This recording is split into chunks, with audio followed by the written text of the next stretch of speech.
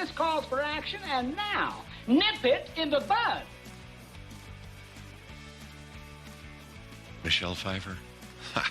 The only true Catwoman is Julie Newmar, Lee Merriweather, or Eartha Kitt. And I didn't need molded plastic to improve my physique. Pure West. Good morning, angels. Good morning, Charlie. I love it when a plan comes together. It's time.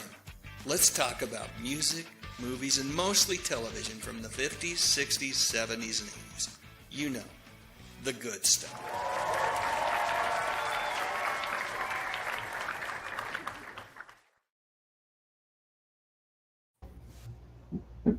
Good evening to one and all. Hang on one second here, folks. Let me get rid of that. That looks better. Welcome to The Good Stuff Live. My name is Dave Sundstrom, and if you enjoy talking about music, movies, and mostly TV from the 50s, 60s, 70s, and 80s, well, you've definitely come to the right place. So tonight, the topic du jour is the one and only Dick Van Dyke Show, debuted in 1961. We'll talk about that, but folks, I want to make sure that we go wherever the conversation takes us as well. No rules here. We'll go wherever you want to go. But before we do anything, I want to bring on my guests. We've got quite the illustrious crew tonight. It's either an illustrious crew or a motley crew. I'm not sure which. But look at this. We've got two. We're going to go clockwise, starting to my right here. The one and only Thrash Pondo Pons. Ian from Retro Serial. Steve Tevis from The Life and Sad Ending. And Pat McCormack from The Golden Rage of TV. Guys, we're going to have you talk a little bit about your channels in a little bit, but I just want to say first and foremost, thank you so much for joining. Thanks for having me. Awesome to have you guys here. Let me take a peek at the chat and see who's in the chat here conversing and hanging out with us tonight. We've got Tom, a.k.a. Hungry Jerk, Spike Spikerson, Mike Silva, Superfan. I should have said Superfan Spike Spikerson. Superfan Emily Miller, Superfan Lance Chafin, Superfan Superplex, Superfan Tracy Roth Myers, Kenneth Wilkinson. Let's see who else. Dolph Quick is here. Always great to see Dolph. Hope you're having a great evening. Superfan Elf Dog 100. Let's see. Robert Curatolo is here as well. What a treat. Great to have you here. Scrolling through, I love to see this conversation, and I cannot wait to read it later on when I actually get a chance to scroll through this when I watch this live stream on replay. Yes, I do watch my own live streams on replay. It's the only way I get a chance to read the chat and see what you guys were talking about. Kimberly Weederbehold is here as well. Braidwood Inn, Superfan Justin Eilert, a.k.a. Braidwood Inn, is with us as well in the house. Always a treat to have Justin here. The man is a Three's Company savant, Ian. You've got to get this man on your channel and visit with him about Three's Company. We're planning that. Good. That's probably going to be like the first week in October. Cannot wait. Lamont Bradford's here. Rob Aiken's here. Oh, boy. I'm working through this fairly quickly. Daryl Johnston is here. Kevin Davis is here. Oh, Danny Staten, Superfan Danny Staten is here. The owner of the one and only Daily Dan blog channel. Always a treat to, check out Danny's work. I love having him as a community member and someone to he just always comes up with something interesting on his own channel, and I love going there. And one of his most recent videos is a review of an Alice Cooper comic book. And I totally agree with you, Danny. I watched the video, And I agree, the artwork is phenomenal in this thing. The story is the worst. Seriously, it's a comic book. You can do better than that, people. All right, let's keep going. Custom God is here. Welcome. Good to have you with us. Al Oduardi, always a treat to see Al's name in the chat. Scarlet Red Magic is here as well. Mr. SEHJ. I don't even know how to say that, but great to have you here from the wonderful state of Washington. I am a lifelong Dick Van Dyke Show fan. Awesome. Jan Koza is here with us. Mark Bosselman is here. Georgia Ayers, always a treat. I am excellent, and I hope you are well. Also, let's see. Matt Sweeney's here. Keep moving. Larry Potter's here. I missed it. Where's Larry? Larry, I missed your name, but Larry is here. Lyle Francis Delp is here. Todd McCreary is here. TJ921 is here. Christopher Kraft is here. Richie Gray is here. There's Larry Potter's name. Larry Potter's here. Tiffany B is here. Carl Smith. The list goes on, and I'm sure I'm going to miss somebody. But you know what, folks? This is where we're going to stop, because before we get going too much, let me click off of that, Carl. Thanks so much. Daily Dan blog says, have any of you seen the Nightmare reboot of the Wonder Years? I've seen previews of it. I'm actually not, you know what? I'm kind of hopeful for this. And it's because I love the guy who plays the father in that. I'm drawing a blank on his name, but he was in Psych. And I loved Psych for years and years.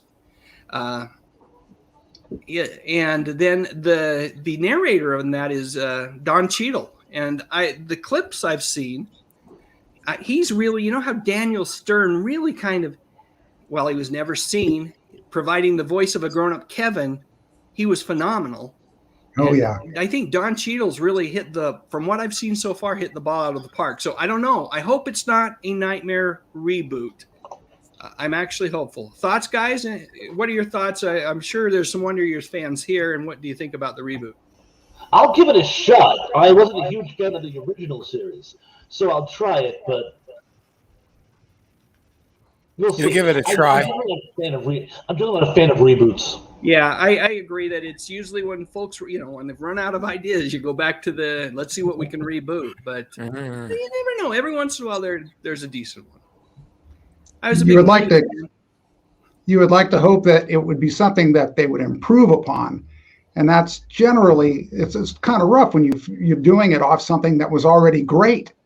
I mean, that's next to impossible, I think, but they do it, and I'm thinking that's why a lot of them fail. So hopefully this will make it. Yeah, hopefully. I was a fan of the series when I was a kid. And I hope that they just don't ruin it. I mean, one of the most successful reboots, in my opinion, has been Cobra Kai. And, it was everything the fans wanted. And so it can be done. The problem is it's hardly ever done. Like, I can only think of Cobra Kai is the only reboot that comes to mind that I really enjoy. Yeah. And that one was a little bit different in that it was kind of a continuation as opposed to a reimagining the way this is. But Superplex brings up a good one. The one that I'm most nervous about, the one that scares me the most, is the Night Court reboot, because most of the cast is gone. And, I mean, they got Larroquette, but most of the cast is gone. But, boy, oh boy, that's going to be a hard one, too. At this point, I don't even know. I loved the show growing up and watching it, but I may have placed it in an exalted status it doesn't deserve just from memory alone and from how I feel nostalgically about the show. It's going to be a hard one for them to top. Well, that's where I was with Battlestar Galactica, and some people like the reboot more than the original. So I myself prefer the original, but you can't say it wasn't a successful reboot. Yeah, it was successful. Exactly. So's pineapple pizza. Hey, I love myself a good Hawaiian pizza, Ian. I love myself. I won't turn it down. I won't. It's food. I won't turn it down. Absolutely. I heard you say that on your live stream the other day, and that's true. And I've always felt like food tastes better when it's free. I don't know how you guys. Yeah, I enjoy it. Broccoli on pizza. Broccoli is a no. No. On pizza. I can't think of anything that broccoli is good on, truthfully. Oh, I absolutely. The only thing broccoli is good on is a Dana Carvey SNL sketch. That is the only time you got to be chopping it. Yeah. Chop a broccoli. Chopping broccoli. All right, so here we go. Before we get into any Dick Van Dyke conversation, let us do this. I've got thumbnails from each of your latest videos. And I'm going to go around. I went one way last time. I started with Thrash. I'll start the other way. I'll go counterclockwise, and we'll start with Pat. But before I even throw a thumbnail up here, I got to say a huge thank you to my friend Pat McCormick for sending me this little surprise. He sent me a nice pack of Star Trek, the motion picture trading cards, vintage 1980. And importantly, he sent me this message. You guys probably can't read this. Let me put this up here. I'm going to go single screen. Having a hard time with which way to move my hands. But it says, P.S. Tempted as you may be, do not try the gum. Chew this cardboard instead. So, Pat. Right. I was looking for spearmint. I was trying to find the spearmint flavored cardboard to send, but it only comes in one flavor, I'm afraid. All right. Thanks again, Pat. And talk to us about the Get Smart compilation. Yes. Well, that's what I'm doing now. To get some of these videos to be a little more in the realm of, an adventure or a real, like I say, a meal rather than an hors d'oeuvre.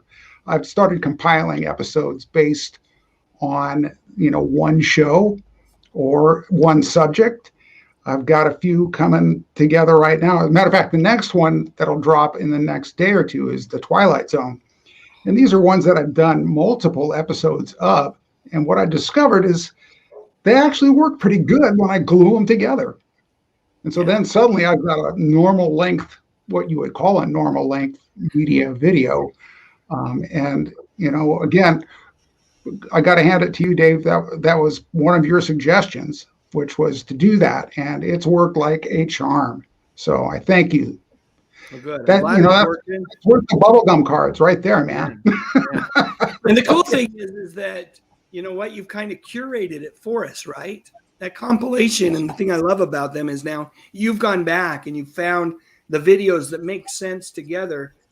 You've stitched 2 or 3 or 4 sometimes videos together, and it's just awesome. A personal request, and we just missed Batman Day, but dude, a Batman compilation at some point in the future would be highly appreciated. It's not too far away, Dave. Good. All right, Steve Tavis from The Life and Sad Ending. This is what I found when I visited your channel today. Yes, one of my all-time favorite comedians. Just a master showman. But really, it's not. The video isn't just about Sammy Davis Jr., is it? It's about 1968, correct? Yeah, it's just my memories of what I remember when I was 12 years old in 1968. And just a variety of things that stuck with me. One notable thing I didn't have in the video, that is, I actually saw Robert Kennedy when he was running for president, almost exactly a month to the day before he was assassinated in my hometown. I went there, I skipped school and went down to see him, and I was the first one there, and I was right in front of him when he gave his speech. So it was quite an incredible memory, and that's sort of incorporated in with a lot of other things in that video. It's awesome. It's a nice little change of pace from the videos that we typically see from your channel. And I got a shout out to the other video that I watched today, which I've forgotten Bruno Kirby was dead. That kind of, it's like hit me like a ton. What? He's dead? Yeah. He died quite a while ago, unfortunately. Gosh darn it. Yeah. It's a shame. He, I try to, when I do people, it's generally people who are younger. Like, for example, I don't believe I'll ever do James Arness because I think he was in his 90s. So, yeah. I mean, it's sad that he died, but. You're right. There's some point, though, where it really becomes less of a sad ending, but more of a celebration, right? Right. Exactly. And don't worry, Steve. There'll be some other knockoff channel that will throw something out there on James Arness and Betty White when she finally passes away. They'll call it Life and Sad Ending anyway, and still your great title there. Yeah, well, that's the way it goes. Yep. All right. Well, it's great to have you here tonight, Steve. And you get the award for being the best dressed. Oh, well, it's the Dick Van Dyke Show. Yeah, that's right. But totally appropriate for the Dick Van Dyke Show. Rob was quite the dresser. Snappy dresser. Speaking of underdog, look at this, Pat. If our friend Jack from Crazy Hank TV had been here, we would have talked more underdog because he had an underdog channel or an underdog video. There's no need to fear. Underdog is here. Yeah, I loved the old Underdog cartoons, along with Rocky and Bullwinkle. They all came from the same animation factory, and they were awesome. Yeah, loved them. Didn't love the movie. I think it was like, what was that? Probably 10, 15 years ago. It was not great. All right. Well, what was great was that June Foray played Rocky, the original. Yes. That was really cool. Now, you've met June Foray, right, Pat? No. I helped. I was part of. I helped induct her into the Voiceover Actors Hall of Fame, and of course that was posthumously because she's been gone for a few years. I wish that would have been something. So, is this 2 years running that you've helped with that those particular ceremonies? No, I did it last year. And there was some technical things that we'd hoped. Well, it was a live stream, so it was pretty gnarly because we had all these A-list voice actors on the show with us. So in that way, it was really neat to be able to talk to them. But in hindsight, I don't think it should have been done live. There was certain technical things that you're just not going to be able to fix while it's going live. So my suggestion to the guy that was putting it together was maybe we ought to tape it. It's not like it has to happen on a certain day, right? And he didn't want to hear that suggestion from me, I don't think, because I haven't heard from him since. Yeah, be careful. Sometimes suggestions can just all I'm trying to do is help. Oh well, we'll see. Maybe I'll be there this year. I believe it's next month, and I haven't heard anything yet. So I'm not counting my chickens before they hatch. That's for sure. They're missing the boat if they pass on having your talent and skills available for them. Thanks, Dave. Ian, talk to us about your latest video, my friend. Oh, my latest video is 3 more unsuccessful TV shows based on popular movies, as you can see there on that thumbnail. And the last one did so well and had so many comments and suggestions. And I'm getting suggestions on this one, which makes me think I'm going to be doing a part 3 fairly soon. So that's going to be a lot of fun to do. Tried some new stuff on that one, actually. And then I actually tried a short too today. You had mentioned, Dave, a long time ago that I need to kind of make smaller clips, because I do some longer form interviews.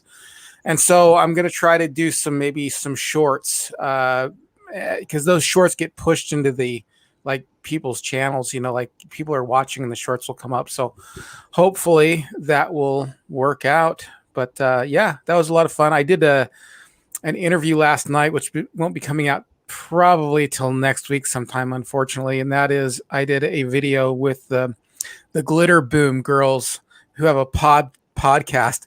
and it was just off the hook. They have a podcast on retro stuff, on growing up 70s, 80s, and they do the most incredible things. They are so funny, and it was such an honor to have them on my show, and they were hilarious. So be looking for that one. That one is going to be a great podcast. Awesome. Can't wait. Thrash, before we get to you, I just checked the chat, and there is a super chat out there. Get ready, Pat. We're working our way down. We'll work our way. We might not ever get there, so might be nothing to worry about. Lawrence Welk and his lovely singers and dancers may not rear their beautiful heads today. But here's a question for all of us. First off, thank you, Larry Potter, for the super chat. And let me see what I can come up with. There were some requests. On Sunday, I did a Sunday social where we just kind of have an informal visit. And superfan John Collins had asked for a certain one that I had been unable to deliver that day, which was the Dukes of Hazzard one. I'd actually taken it down. But I brought it back for him, so I will apply it to Larry's super chat, and then we'll talk about his question real quick here. But let me go ahead and pull that up.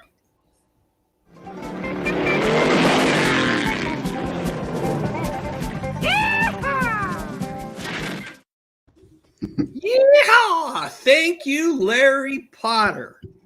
Now, here's the question. Does anybody remember the Invaders? And then, fun fact, Barry Williams, before his Brady Bunch character, Greg, was he was the first and only kid invader on that show. So I don't remember a Barry Williams episode. I do remember the Invaders. How about you guys? Yes, the Quinn Martin vehicle. I do remember it. I don't remember it at all. Wasn't it the one where you could tell they were the aliens because of their enlarged pinky fingers? Yes. Yes. That would explode. That was another telltale sign. Yeah, it was one of those ongoing things, ENC, where each week we found out a little bit more about the Invaders and their very cunning plan to take over the planet. And it was canceled before we found out what happened. So maybe they did take over. Just a single season, right? I think it only ran one season. I think you're right. Sounds right. right. I think you're right. Yeah. I remember wanting, just a really weird memory I have, but as the folks, every time they'd go grocery shopping, they'd let me pick one 12-cent comic from the comic book rack. And on the back of a lot of those comics, back when that show was running, was an ad for an Invaders model, which was the spaceship, the UFO kind of thing that was in the show. And I really wanted that. I never got it, but it's just a memory of something, just another toy I wanted that I never got. Mm-hmm. Probably could get it now. I ought to go on eBay and look. Yeah. Buku buckaroos. Yeah. But Barry Williams was all over the place in the late 60s, early 70s. Someone else commented on the Adam 12 video that I did recently that he was, before Brady Bunch, was also on Adam 12 as some sort of teenage hooligan. All right. Thank you so much, Larry Potter. You are indeed a good man. Appreciate your support. Let me get to my friend Thrash Pondo. Always a treat to have you here. I think is this the first time you've actually been on this live stream, though? On your show, yes. Yes. We've worked together on ENC a couple times. Right. This is my first time on your show. Well, and this is an honor and a privilege. It's an honor and a privilege for me to have you on. That's what I meant. And I'm somewhat hesitant to even promote your video because the jokes are so bad. The jokes are terrible, so incredibly horrible. But how can you hate that lovable face? Oh, the lovable face. I mean, you can't beat that. That thumbnail right there is probably worth at least a couple thousand views in and of itself. All right. So I will tell you this, Thrash. I have told at least one of those jokes. One of those jokes is definitely a dad joke to my boys. Why was 6 so afraid? You guys know the answer to this one, right? No. Because 7, 8, 9. Yeah. Yes. Oh, okay. Six was afraid of 7, Dave. Because Yeah. 7, 8, 9. There you go. Yep. Gotta get the Oh, it was setup 6. right. Yeah. Why was Some 6 people so can tell a afraid of joke. 7? That's right. It's been a You while gotta since give it I've to had him. to tell the joke. Yes. All right. Let It's us just a see quick what we got. remembrance, or quick reminder. What was that? That was just some quick reminder for me. No Lawrence Welk. It's a No non-Lawrence Welk Well, zone. the only thing it did was reminded me to go in and make sure I didn't miss Jan's. That's what I was afraid of. sticker. Yeah. Nice work. Thanks for the reminder. And let us work a little closer. So another request of superfan John Collins was he wanted something a little Knight Rider-ish. So that one was hard to find. So here's what I came up with. So Jan, this is for you. This is me expressing my appreciation for your super sticker and your support. Really, some people are simply too much.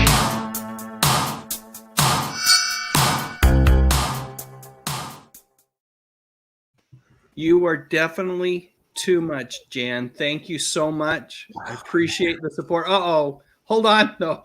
Now we're in trouble. Let me see what else we got here. Let's see. We got Jan's. Superfan Lance Chafin. Look at this. They're just taking me down the path now, Pat. No. Let's see what we got going. This is for you, Dave, and the gang. How about we do this one? Thank you, thank you, thank you. Thank you, thank you, thank you. Thank you, thank you, thank you. Thank you, thank you, thank you. Thank you, Lance Chafin, for the support.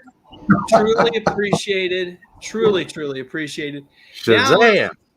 Yeah, Shazam. We got to get to Dick Van Dyke, but we've got to get through these first. John Collins says, thank you, Pat, so much for the autographed photos. And it's nice that all community leaders are on one's live stream. So maybe you can tell me a little bit of what that's all about, Pat. Oh, John wanted an autograph from me. Can you imagine? I don't get it. But he appreciates me for my music. Awesome. And yeah, that's as close as you're going to get, Dave. But This thing's getting framed, dude.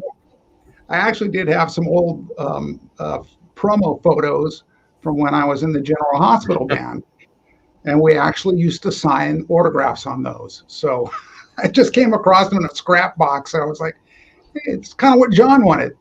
So that's awesome. What he's talking about. That's awesome. And John, none more deserving than superfan John Collins, who's a huge supporter of all of our channels. Absolutely. So, John, I used up all of the ones you requested, but let me see what I can do here. Someone is trying to embarrass me.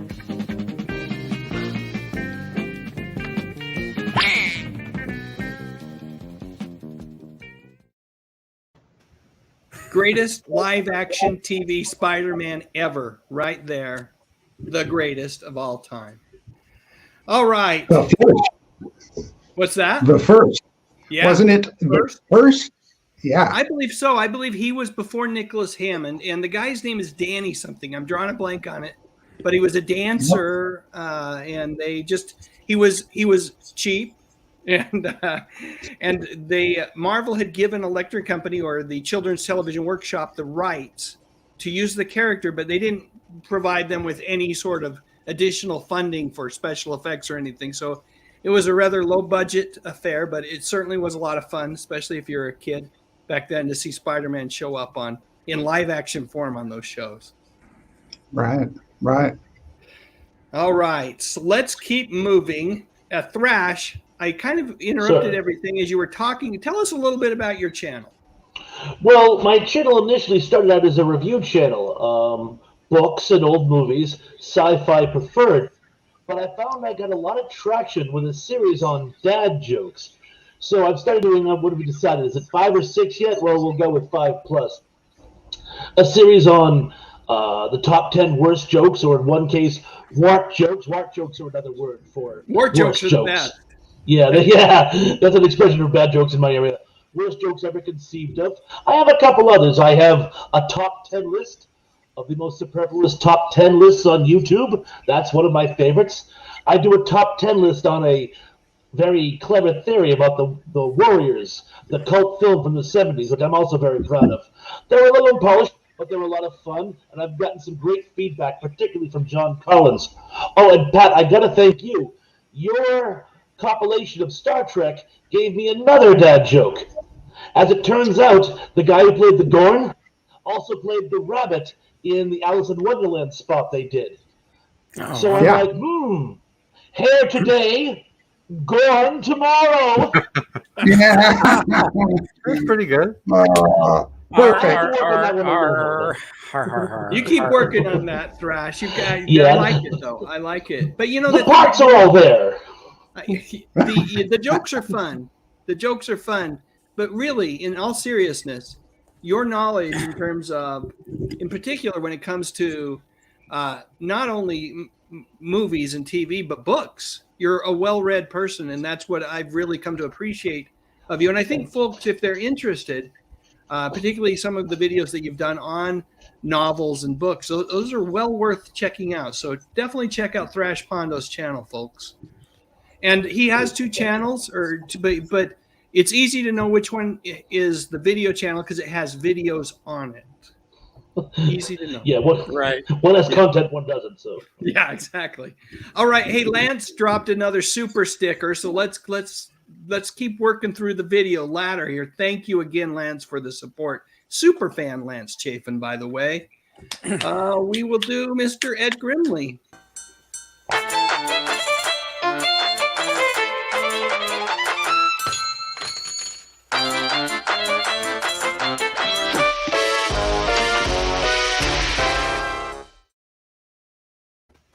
Pat, I don't. You got plenty, buddy. I've made plenty of videos. Lauren, we're getting one more closer too. We're A-okay, except for the fact that there's another message from superfan Tracy Roth Myers saying thank you for all of this fun. Tracy Roth Myers, thank you for your engagement, your support, and let's see what we can rustle up for you. How about this one? And now it's time for a little dance, and here we go.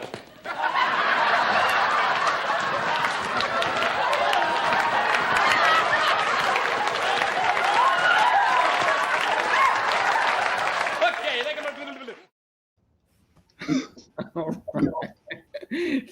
Thank you, Tracy. That is too kind of you. Appreciate your support. Love your support as a channel member. And hopefully you guys have those channel members, those super fans, have had a little bit of a preview of a new video that I am working on. I don't know if it's done yet, and I'll tell you why in just a second. I'm working on a video called Whatever Happened to Joyce Heiser, and I've put a version of it out on my channel for super fans to take a peek at and give me some feedback.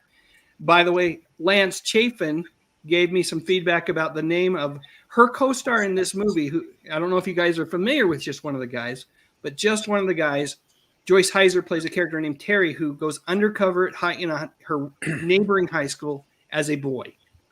And she has a little brother in the movie, played by a guy named Billy. Lance points out correctly, Billy Jacoby, but he also goes by in a number of shows, including Parker Lewis Can't Lose and a few other shows, Billy Jane. And while he was credited as Billy Jacoby in just one of the guys, he's been known as Billy Jane more often. So I went with that as I made the video. But Lance pointed that out in the comment section, and thank you for keeping me honest. It's important, and I love all the feedback when I throw these videos out early for the super fans to take a look at. The reason I don't know it, I planned on debuting it tomorrow, but the young lady who played the main character, Joyce Heiser, who the video is really all about, I'd reached out to her on Twitter and asked her if she would be interested in potentially doing a quick interview with me.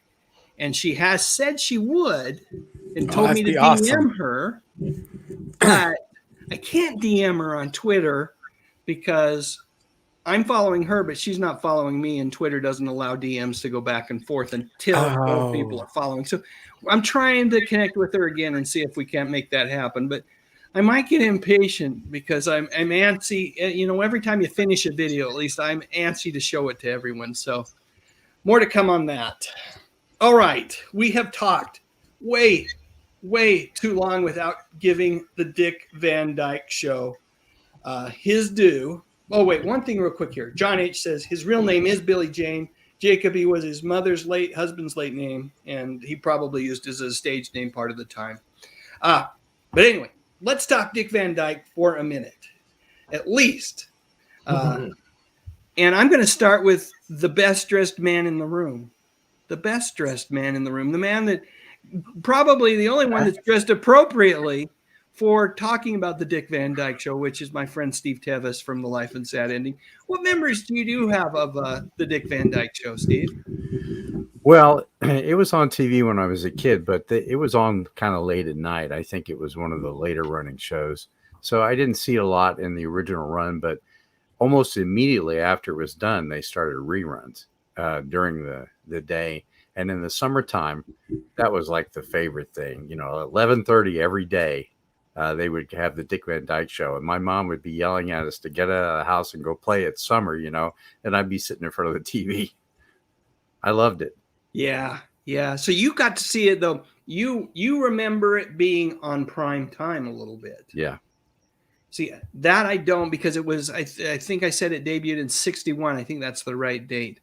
It was a few years before I was born. But like you said, it was immediately on reruns. I seriously cannot remember a time when the Dick Van Dyke Show wasn't on we didn't have a ton of channels in the Salt Lake City area as I was a kid, but it always seemed to be on one of the channels in reruns. Like Lucy at the time. Yeah. I Love Lucy. That was another one. It was really popular then. Yeah. Late Andy 60s. Griffith, I Love Lucy, and the Dick Van Dyke Show were probably the top three. There's others that were prevalent too, but boy, those ones just seem to be on. They never went off the air. Right.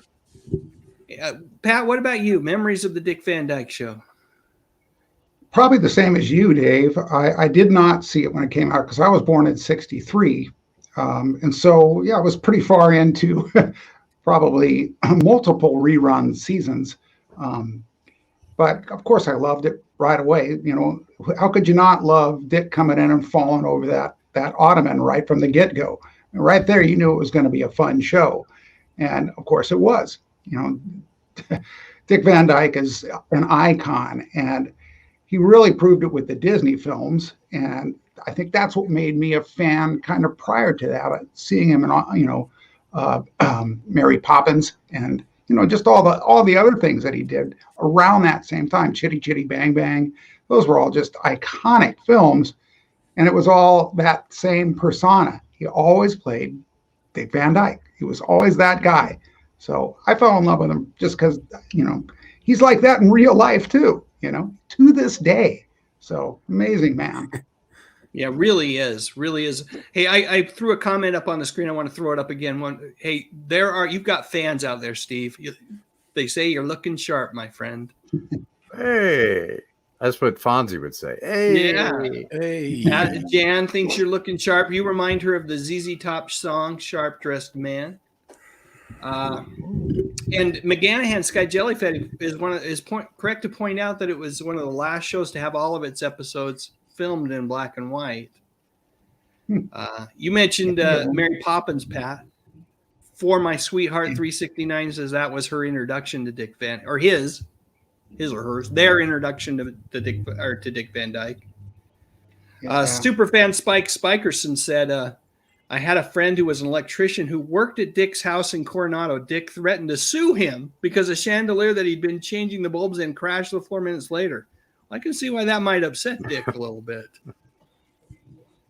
I think any reasonable person would be upset about that and suspicious. Yes. Yeah. Superfan the Richard says my favorite episode was when he was in the hospital. I don't remember that episode. Do any of you guys? The military hospital? The one where he was reminiscing about his failed first attempt to get married. That's Is what this I the remember one being where like. you go back and you kind of see the courtship between him and Laura? Well, you see the heated cauldron that was right before they got married. They sort of had premarital jitters, Yeah. and he ends up getting very, very, very ill. And they end up, I believe, spoiler alert, they actually have the marriage in the hospital. Or a marriage in the hospital. So I believe that's the one he's talking about. I could be wrong. Correct me if I'm wrong. I'll have to go back and watch that one again. I have vague memories of like of kind of a flashback episode of their kind of like when they met and that kind of thing. But I don't remember all the details. How about you, Ian C? What do you remember from the Dick Van Dyke Show? Well, I love the show. Specific memories don't come to mind because it was obviously on reruns and it was a hit and miss kind of thing. But one of the things that you pointed out in one of your videos, Dave, that I didn't know, and that was that Mary Tyler Moore and Dick Van Dyke weren't married. And they had such a great on-screen chemistry that I really was surprised to hear that. I always just assumed that it was a Desi Arnaz, Lucille Ball kind of situation because they had such good on-screen chemistry. And for me, that was a really, powerful part of the show, was just seeing that connection with them. And it was almost like looking into someone's real life. It was almost seamless when you watch the show to go, oh, this isn't real.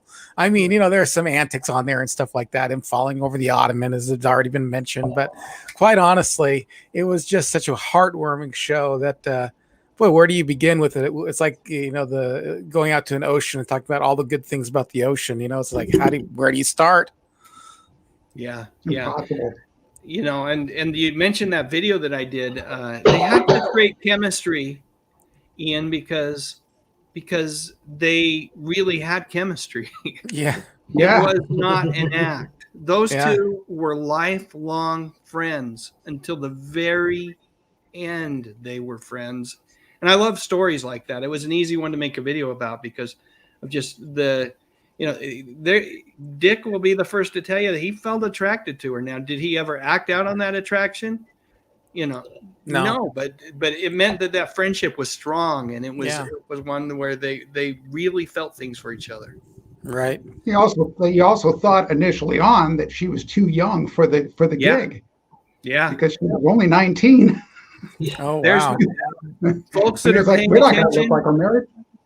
Folks that are paying attention, there's the free spot on the trivia tonight for everybody. Did I just do it again? Did I just do it again? Nicely done. I love it. This is the problem with having me on, Dave. We're talking about it. It's like, hey, did you know that I know? Wait a minute. I bet you Dave made that one of the questions. Here's one I didn't make a question about. Does anybody remember Dick Van Dyke and Cold Turkey? Yes, no. I do. Yeah, the whole town decided to stop smoking. Yep. I remember it very well. Fun movie. You can punish me with Lawrence Welk if you want. Go ahead. You can play him. All right. Wait, are you telling me smoking's bad for you? Well, here's the thing. I'm going to show some commercials. I'm going to show some commercials right now. One of the commercials I could have shown was a Dick Van Dyke commercial with him and his in character with his wife, Laura. And they were sharing a nice, I think it was a cool cigarette, but I opted to go with the other product instead of that one, just so nobody, I don't want anyone to think that I'm promoting cigarette smoking or tobacco usage of any sort. But with that, let's go ahead and take a breather for a second and let's watch some messages from our vintage commercial sponsors.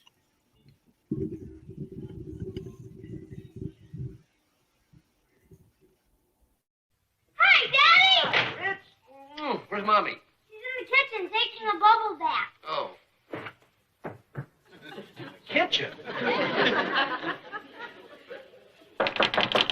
Laura, why aren't you in a bathtub? With all these dishes? Richie said you were taking a bubble bath. No, I said Joy's as mild as a bubble bath. This is the new Sudsier Joy. Oh? Let me see this. Hey, it sure looks sudsier. Yeah, Yeah, it definitely is. Definitely sudsy. All right, but those suds are mild. You can see the mildness on my hands. They look nice. They'll be wet, though. Well, they wouldn't have to feel wet if you'd give me a hand. Would you like a hand? All right. And the back of my hand to you.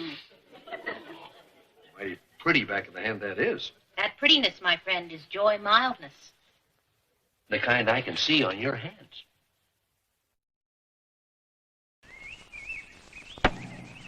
Gee, I almost got a bullseye. Let's see if he's that. What's this? Oh, I never could beat Anne. Then we were on opposite sides in a toothpaste test. My side used Crest. Anne's side used the same toothpaste but without Floristan. And that's when I beat Anne, because my side had 21% fewer cavities with Crest. In similar tests, Crest reduced cavities 34% and 42%. You know, more dentists recommend Crest than all other toothpastes combined. So have regular checkups, watch treats, and brush after eating with Crest. Accepted by the Council on Dental Therapeutics of the American Dental Association, as signified by this statement and this seal. Nice shooting, Anne. Remember, the only toothpaste with over 12 years of tests that prove it reduces cavities is Crest.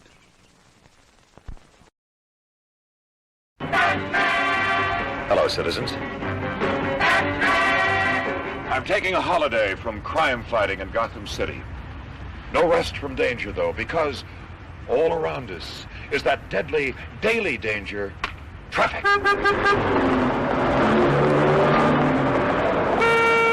I admire the way all you British children triumph over this danger by learning and using the road safety code, like curb drill.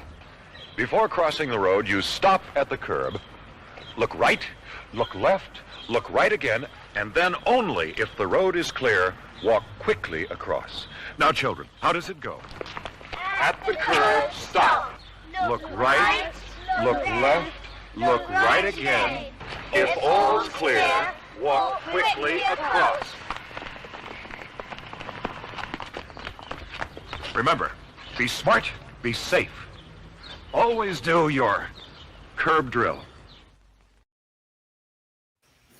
Oh, I love that. I love that. And if that commercial isn't proof, that public service announcement, if that's not proof that Adam West was the greatest Batman ever, I don't know what I can say. I absolutely do not know what I can say. By the way, last Sunday was Batman Day. And a day which just happened to fall on Adam West's birthday this year. We got to do a podcast on Batman. We absolutely do. Seriously, I could talk for hours on Batman. I've wanted to do a podcast on Batman actually for quite some time. So iconic. But now let me get this straight. You look right, you look left, and you look right again.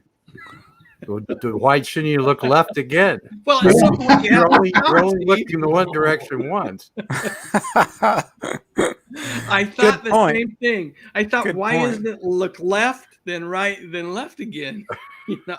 Right. Maybe it's because they drive on the opposite side of the road. Oh, maybe that's it. Maybe he was in London, yes.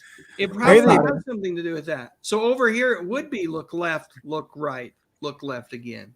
And then look right. Maybe they didn't want to freak the kids out too much. They're like, constantly look right and left, guys. Just don't even stop when you're crossing the street. Just keep looking right, keep looking left, and freak out if there's no cars. So, Superfan the Richard, if you want to be involved in the Batman TV series when we talk, you just let us know. We'll definitely have you. If not Ian's live stream, then we can do it over here. Always happy to have you as part of the stream. All right, let's see. There was another comment here I wanted to get to real quick, which was, it was Superfan Emily Miller. She says, I just run and take my chances. That's right. That's what I think most of us did as kids. I think most of us just ran and took our chances. Emily, you keep me young. Yeah. Exactly. And Todd Anthony correctly points out that Batgirl was cute. Yes, Yvonne Craig. Yeah. Also, from many other shows. She was in a couple of Elvis movies. She was in Star Trek, painted all greenish. She was, she's a cutie. Sure was. All right, calm down. For sure. Yeah. Thrash Pondo, you might be getting too young. It's hard to stay calm when we're talking about the lovely Yvonne Craig. So let's do this. Let's talk a little bit of trivia before we talk any more about Dick Van Dyke. Let's throw the trivia screen up. All right. Let me go ahead and let's do this. I think that'll work. Yep, there everybody goes to the left. Here we go. How much do you know about the Dick Van Dyke Show? We are 50 minutes into this live stream, and I'm just getting trivia, so we'll move somewhat quickly. But the good news is, Pat, so far I think we're still 5 or 6 thank yous away. Oh, hang on. Hold on. 4 or 5 thank yous away from getting to any sort of Lawrence Welk. So John Collins, superfan John Collins, says Thrash Pondo's channel is amazing. Everyone should subscribe. Thrash recommended to me your favorite non-science fiction book. Please, no Lawrence Welk. Thrash, before we go any further, you're on the hot seat with our friend superfan John Collins. I'm going to give you something that I rarely do because this is my live stream. I'm giving you the screen, my friend. Ooh. Oh my God. I don't have a net. Thank you. Talk to us about your favorite non-science fiction book. My favorite non-science fiction book? That's what he's asking. Okay. My favorite non-science fiction book would have to be, well, you see, this is it. I would go with All Quiet on the Western Front, but that's a fictionalization of actual events. Would that count, or do you want something more non-fiction? It's non-science fiction. Oh, non-science fiction? Then I was right. All Quiet on the Western Front would be my favorite non-science fiction book. And why? And it's actually based on real. Why? Well, I've always been a history buff from as far back as I can remember. You can thank my grandparents for that. They instilled that in me. And the world wars have always had something of a grip towards me. And a lot of World War I and especially World War II material tended to, I don't want to say Hollywoodize it because that's unfair, but certainly over-dramatize it. They made it an adventure. And if All Quiet on the Western Front did correctly was it presented the war in a realistic, non-romanticized, non-heroic sort of way. It was just the day-to-day events of the actual soldiers. I also love the fact it was from the German point of view. Very seldom do we get our enemy's point of view. And I just thought the whole thing really worked together. Eric Maria Remarque was in fact a soldier in the German army in World War I, and virtually all of his accounts were actually based on his experiences in the trenches. And that's why I would have to go with All Quiet on the Western Front. Awesome. Thank you so much for that, Thrash Pondo. And let me see. We haven't brought Shatner on board to express his appreciation. So let's bring Mr. Shatner on board. No, I thank you. And again, I thank you. And John Collins, I thank you along with William Shatner. Thank you so much for your support. You are such a great supporter of all of our channels. We can't tell you how much we appreciate you. So let me go ahead and get off that comment real quick here. There we go. And Al is, I see a 0 for 0 already on Al Duarte. He's made that comment. I can't find it now. It's slipped away from me. But I think that's his subtle way of saying, let's get going, people. Let's get going. Okay. So let's do it. All right. So let me move to the next slide. Question 1 out of 10. Get your thinking caps on. What famous comedian was Rob Petrie, Dick Van Dyke, based on?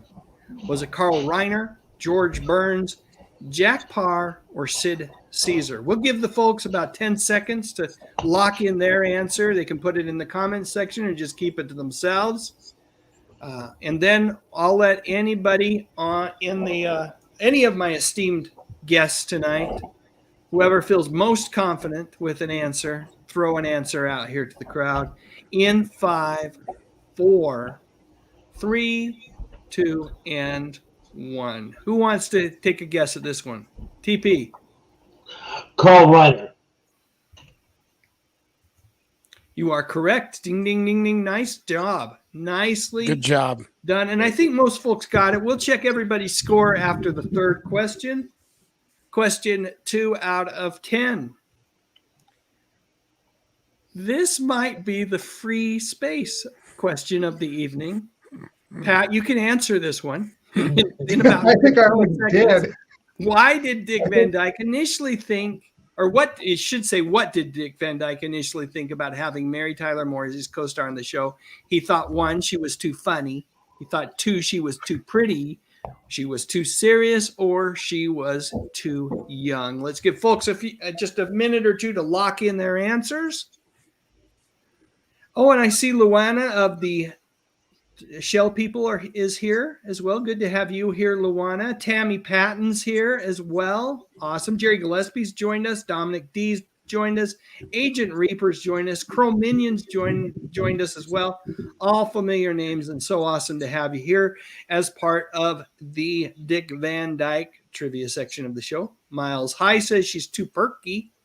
That would have been a good one to put in there as well. But Pat, what is the correct answer? Well, she was too young. I think I gave it up already. But she was 19, just to take it even further. Yeah, too young. And I think she lied about her age to get the gig. I wasn't aware of that, but yes, Dominic D says she was 12 years younger than Dick Van Dyke. Reminds me a little bit of the, I just talked about it in a video, the Eleanor Donahue, Andy Griffith relationship that they tried to foster during season 1 of that show. There was a lot of criticism that she was too young as well for Andy Griffith. Right or wrong, she ended up leaving after the first season, whereas, I guess Mary Tyler Moore was she was a more critical player. She could not leave after the first season. She was in it for the long haul, and she was in it to win it, and she certainly did. I certainly believe that they were a very, they seemed like a great married couple to me. The casting of Carl Reiner. Yep. All right. What is the odd middle name that Rob and Laura gave their son? Dick. Not an odd name, but these days it's kind of an odd name. Just sounds like you're calling someone a name. Donna, Maynard, or Rosebud? We'll give folks a chance to answer the question in the chat, and then we'll see what folks think. You're very welcome, Richard. Good night, Lance. We truly appreciate your support. Have a good one, my friend.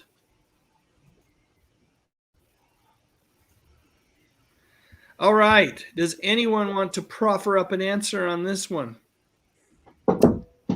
Well, you might know. I was going to say Rosebud. Yeah, Pat got it, Rosebud. But I don't remember why. I do. What's the answer, Thrash Pondo? Why?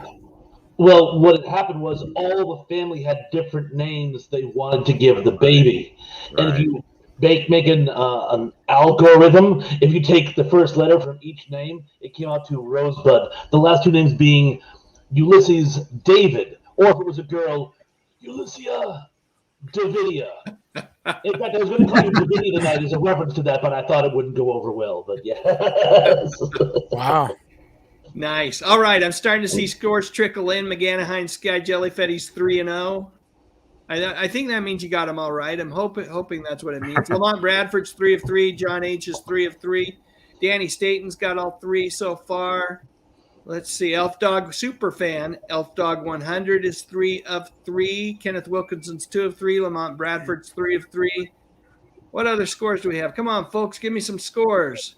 Mr. Led is 3 of 3, joining late. Good to have you here, Mr. Led. Always a treat. The Richards, 2 of 3. Superfan Tracy Roth-Myers, 3 of 3. Jan Kozas, 3 of 3. Kelly Cantu is 2 of 3. Superfan Superplex is 3 of 3. Robert Curatolo's 3 of 3. TG921 Abel is 3 of 3. Luana of the Shell People, 3 of 3. Dominic D, 3 of 3. Tiffany B, 2 of 3. Where are you, Tiffany B? There you are. Ancient Reapers, 1 of 1. Must have joined late. Todd McCurry, 2 of 3. Chrome Minion, 2 of 3. For My Sweetheart, 369, 2 out of 3. Dolph Quicks, 1 out of 3. There's some tears there. Don't feel bad. Georgia Ayers, 1 out of 3. Always, it's great. Better late than never. That's what I say. Superfan John Collins, 2 of 3. Emily Miller, Superfan Emily Miller, totally blanked out on number 1. Me too. Oh, goodness. But you know what? A-okay. You're going to get the rest of them all right. I just have a good feeling. Bessie Morris, 3 of 3. All right. Let's keep moving. Let's keep us moving through the questions. We'll stop again after question number 6. What controversial item of clothing did Mary Tyler Moore wear on the show? Was it a bikini, capri pants, a mini skirt, or a tank top? We'll give folks about 10 seconds to lock in their answers, and we will trudge forward. Trudging forward. Robert Curatolo says, where was that? Guys, get some wrong so that I can win. I like it. I like the thinking. I like the thinking a lot. All right. I'm going to throw this one out to Steve Tivis. Do you know the answer to this one, my friend? Well, sure. It was those sexy capri pants. You know what? You say it, but it's true. On Mary Tyler Moore, they are darn sexy. I can see why the network was up in arms, but they wanted her to wear a dress, right? Yeah. She could have wore a potato sack and she would have been sexy. That's true. Quite honestly. She was beautiful. Yep. Very, very true. Yeah, back then, folks were expecting wives and mothers to dress more like Barbara Billingsley than Mary Tyler Moore. Hey, I saw Barbara Billingsley wear some pants on occasion. There was an episode where there's an episode where they're going to go camping or something. Oh, well, that would make sense on the camping one. Yeah, but, it was a rarity, Ian. It was a rarity back then to see women in anything other than a skirt or a dress. All right, question number 5. What stage hit did Dick Van Dyke leave to star in the Dick Van Dyke Show? Your choices are this evening: Bye Bye Birdie, Mary Poppins, Music Man, or Sound of Music. Again, we'll give folks about 10 more seconds. Looking through here. Lots of good answers. Kelly Cantu says, I can't believe Dick Van Dyke is still alive. Yeah, you know what? I think the guy stays fairly fit. I think he stays I didn't know fit. that. When Pat was saying that, I thought he was kidding. He's like that to this day. No. And I was like, oh, I know his brother recently passed away. Right. Yeah, Jerry. Yeah, the guy. And then so did Norm Macdonald. And they were both on what was that show? The Midwestern what was the name of that show? Coach? No. Well, they may have both been on it. Oh, well, I forgot the name of the show. That would be interesting. They feel like they come from kind of different eras. Norm being, relatively recent comedian, is still a young guy, and Jerry quite old and has been in a lot of different shows, including the Andy Griffith Show. Yeah, they were both on the same show in the 2005 or something like that. They were side actors. Okay. One of them played the brother of the main guy, and the other one played like the father of the woman. The woman was the wife on Everybody Loves Raymond, and then she went and did her own show. The name is just completely slipping me right now. Everybody knows it. The Middle. I'm gonna do you a favor here and figure it out. It's Middle. It's The Middle. The Middle. There you go. Yeah, Jerry was on that as well as Norm Macdonald. They both passed away. All right. Anybody have the answer to this question? I have a guess. Go for it, Ian. Is it Sound of Music? Because I remember him in it's Bye Bye Birdie. I thought he was in Bye Bye Birdie. Bye Birdie. Oh, yes, well. he was in Bye Bye Birdie. He was in the movie version of Bye Bye Birdie. Oh, but he was one of those that was actually in the Broadway version of it too, and they stole him away. Oh, to do the Dick Van Dyke Show. Wow. Yep. Good guess though. Good. Learning new stuff. Well, I thought, because I was thinking the only one I didn't ever see him in, or at least I didn't remember seeing him in, was Sound of Music. But I guess you're talking about the Broadway show too. So, yeah. What do I know? David Zantara says, was it the Drew Carey show? No, it was the middle, but that's only because I looked it up and we got the answer in the chat as well, I believe. But good guess. I love the Drew Carey show, David. And I do believe truly that Cleveland does rock. And that was a show that, for me, the first few seasons of the Drew Carey show were magical. I think it went on a little too long, but I did really love those first few seasons. He has a talented cast of, co-stars with him on that show. Let me see what I can rustle up for you here in way of demonstrating my support. How about the king of rock and roll, David Zantara, just for you. Thank you very much. Thank you very much. Thank you very much. Thank you very much. Thank you very much. Thank you very much. Thank you very much. Thank you. Thank you very much.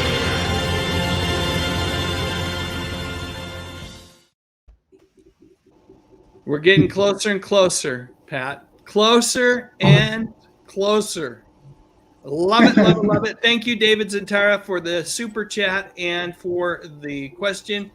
Let us keep moving. I think that was question number 5. So let's do one more here, and then we'll get scores. Question number 6 is, before Laura married Rob, she was already an entertainer. What did she do? Did she sing opera? Was she a radio host? Was she a television star? Or a USO dancer?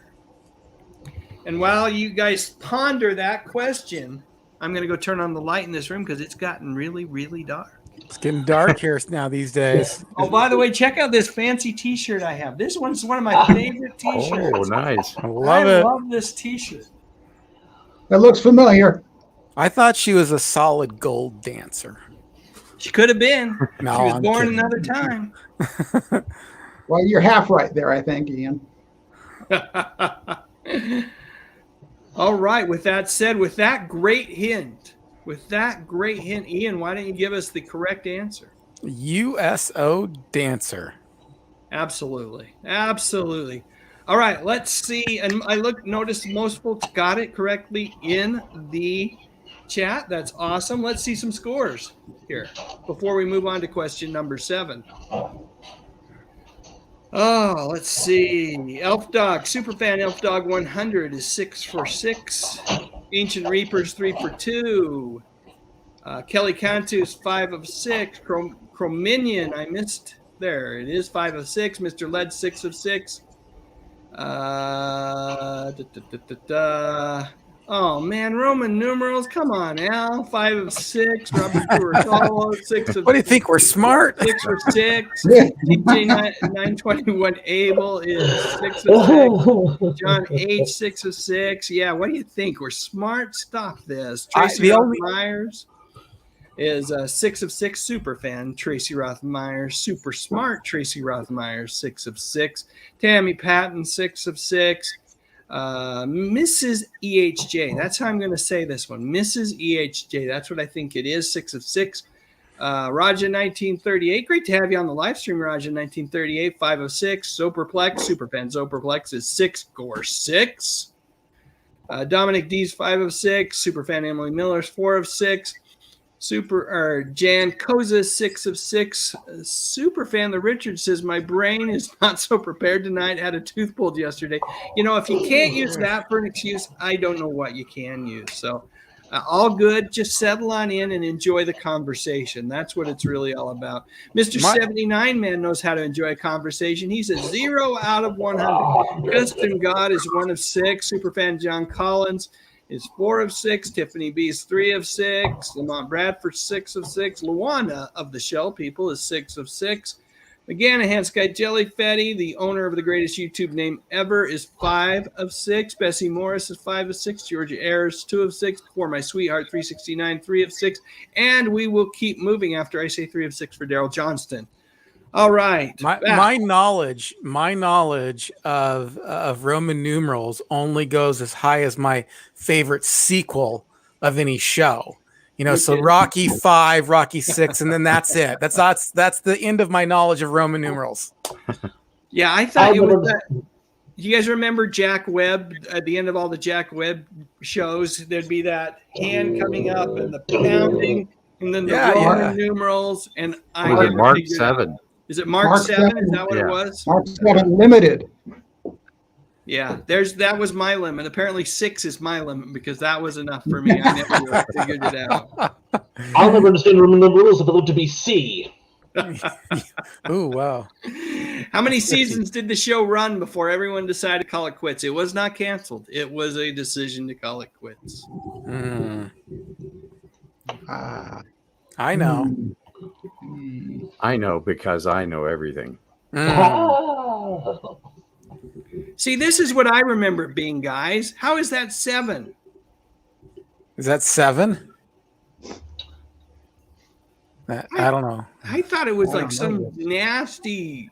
No, This is what John says it is. That's so maybe 7. That's Mark 7. 7. Yeah, M is like, I can't remember. 1,000. It was 1923 was the other number that was up there. Is that what it is? Okay.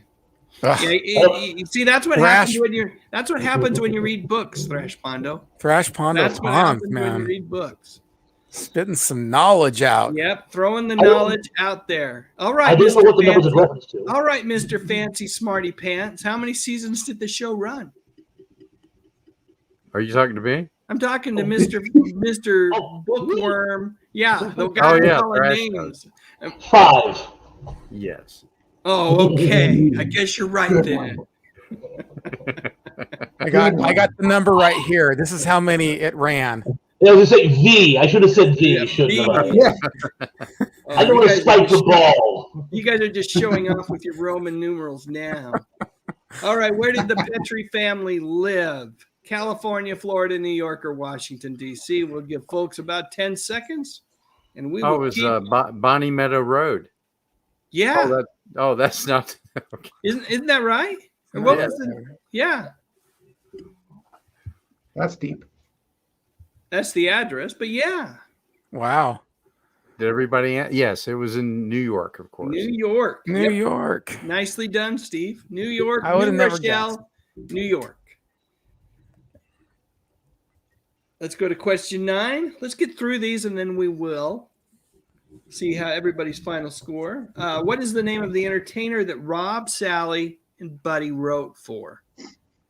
I see I got to get my present and past tense correct there. But yeah, wrote for Alan Brady, Brady Roberts, Carl Reiner, or Milburn Drysdale.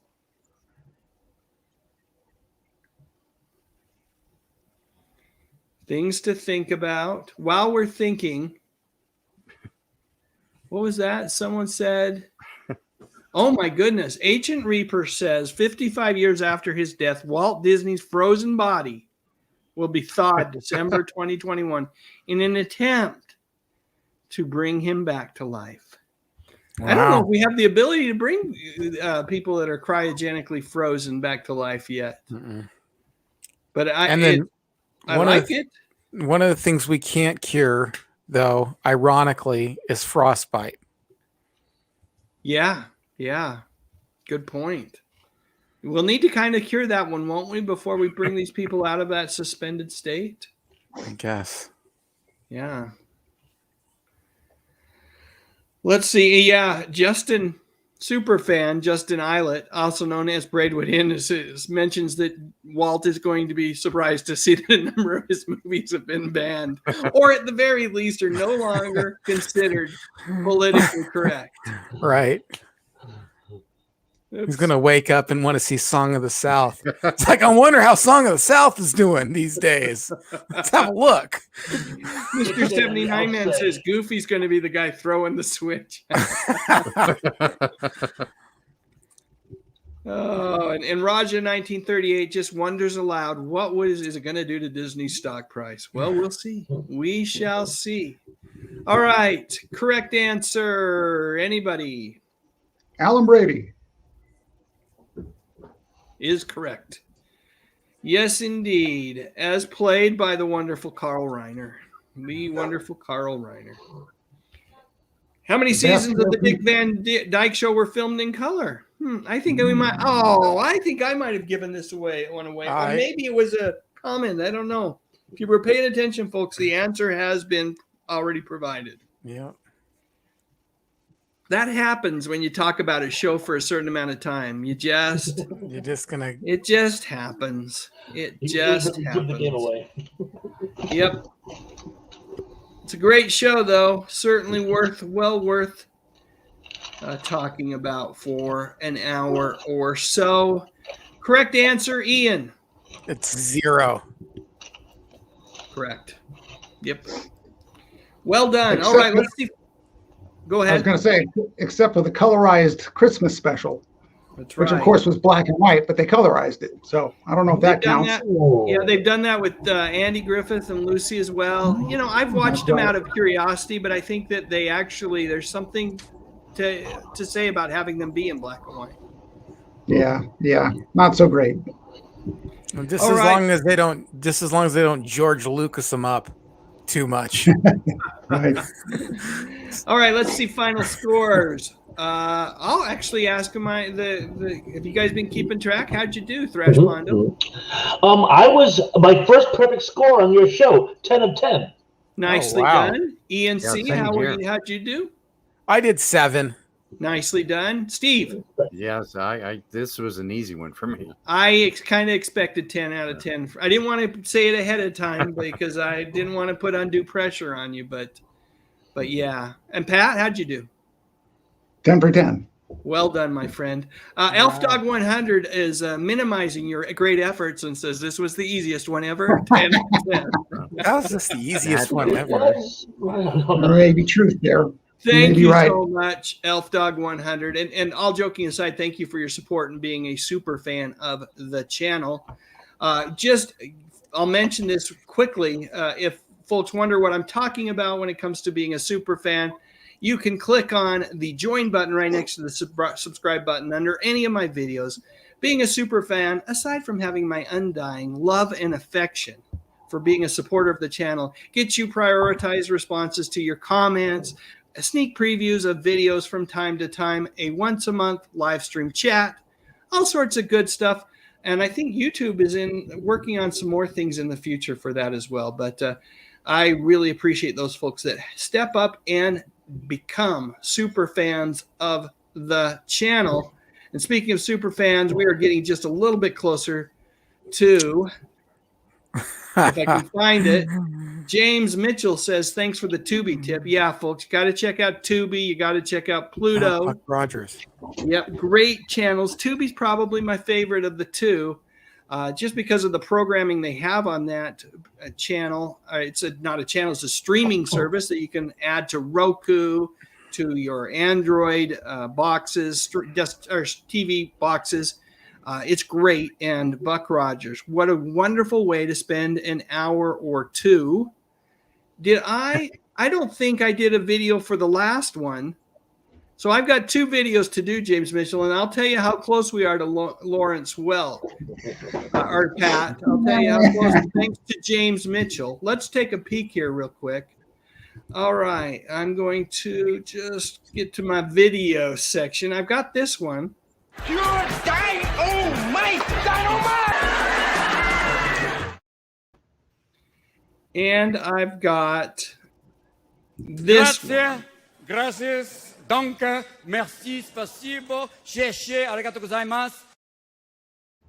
So right now we are up to the Lawrence Welk ones, but we don't have to go there. If everybody just holds tight and doesn't do anything and just shares your score, we won't have to play the Lawrence Welk videos tonight.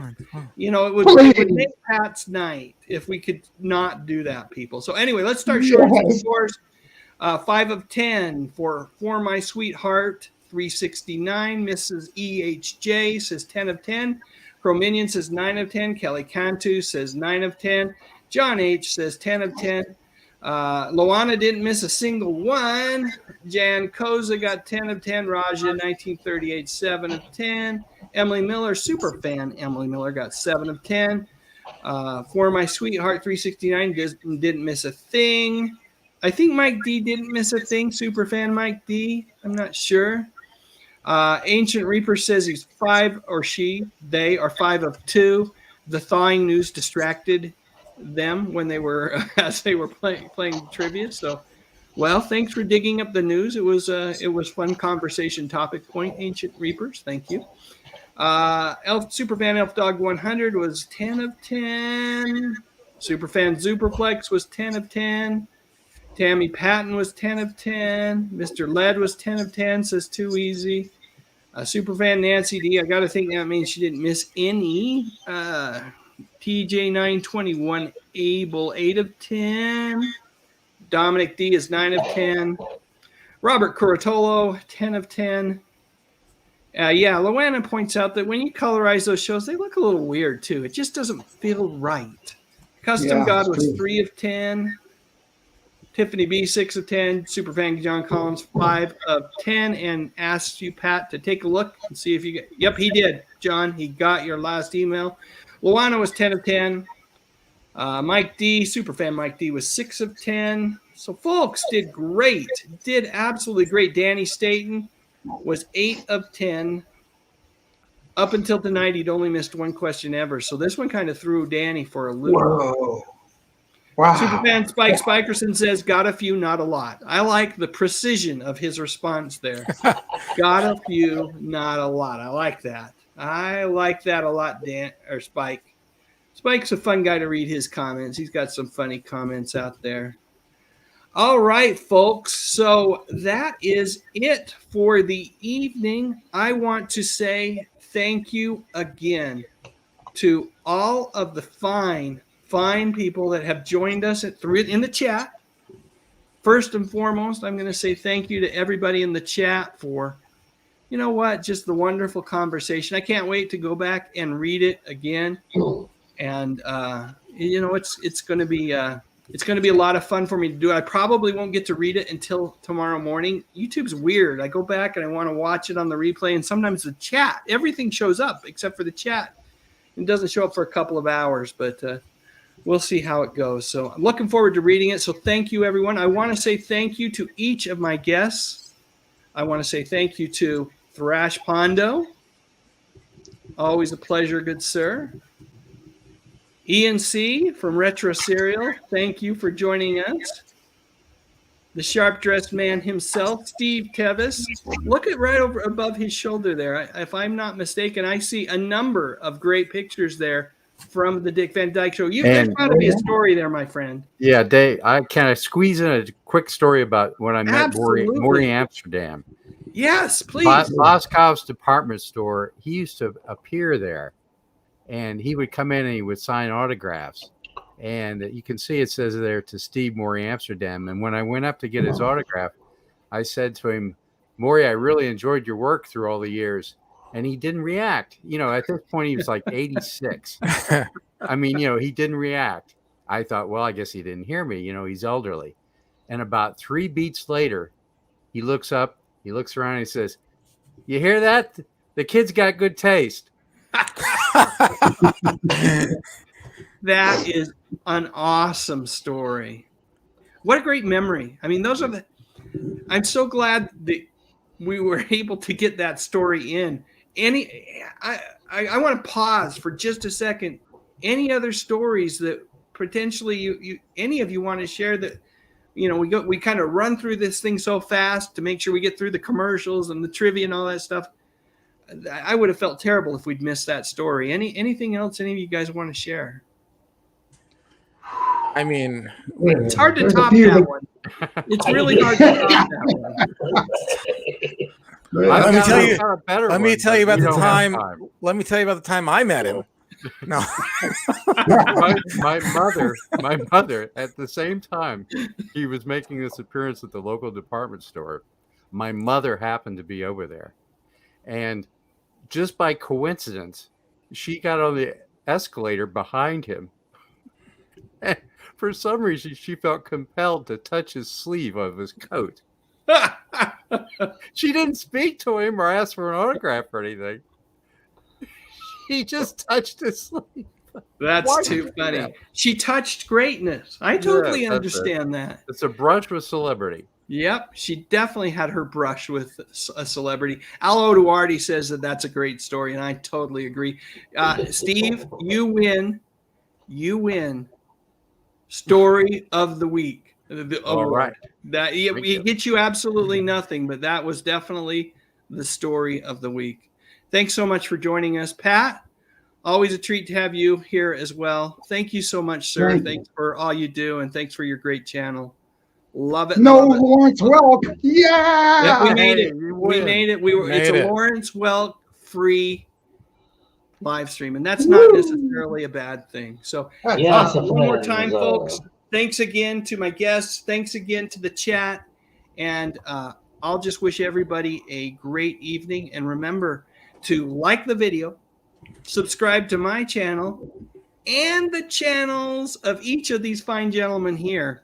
And you know what? There comes an obligation. When you subscribe to the channel, that means you got to watch a video or two every now and again. So please, that's how the best way you guys can show support for these channels is once you subscribe is watching the videos. So thanks again, everybody. Have a great evening, and we will talk to you all soon.